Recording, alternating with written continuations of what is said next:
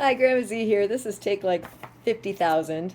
I got some hearts from Target. And so this kit contains three chunky hearts. They look like this. They're kind of fat. It also contains paints and two paintbrushes. So you just need to have like newspaper to work, like to work on so you don't get paint all over your table. You need some paper towel and some water. So I already painted my three hearts.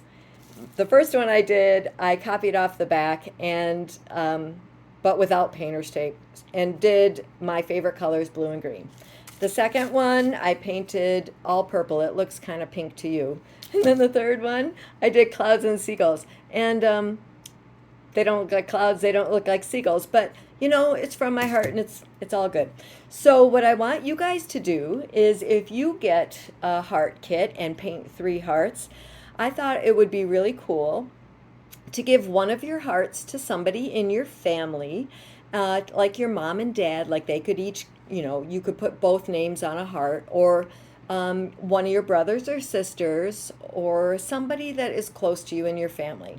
The second heart, I thought it would be cool to give to somebody outside your family that you think is really cool.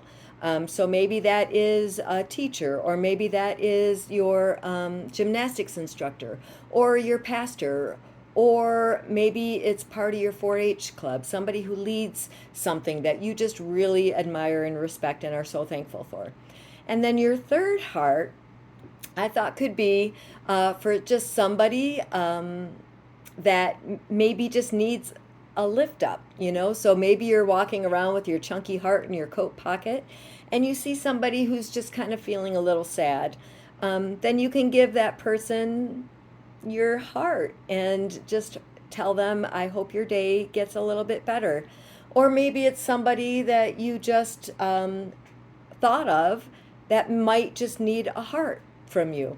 So, in any case, I hope you have a great time making hearts or making any kind of project and delivering them to people that you love and that you admire and respect, that give you joy.